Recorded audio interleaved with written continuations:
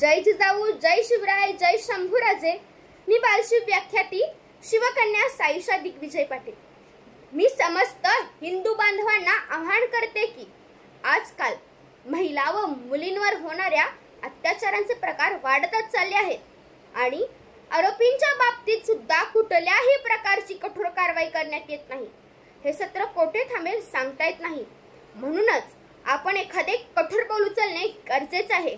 आपण आपल्या मुलींना आत्मरक्षणाचे संरक्षणाचे धडे दिले पाहिजेत। परंतु पाल आणि झुरळाला घाबरणाऱ्या आपल्या मुली स्वतःचे संरक्षण करू शकतील का? त्यांच्या या मानसिकतेला कुठेतरी आपणच जबाबदार आहोत। नवरात्र म्हणलं की आपल्या डोळ्यापुढे येतो तो गरबा, परंतु आदरणीय श्री गुरुवर्य संभाजी भिडे गुरुजींनी एक उत्सव सुरू केला। या उत्सवाचे नाव श्री दुर्गा माता दौड। हा उत्सव अखंड हिंदुस्थानात आनंदाने साजरा केला जातो। आपल्या मुलीच्या हातात काड्या देऊन रात्री 12 वाजेपर्यंत गरबा खेळायला पाठवण्यापेक्षा भल्या पहाटे उठून हातात शस्त्र घेऊन श्री दुर्गा माता दौड्यात सहभागी व्हायला सांगा।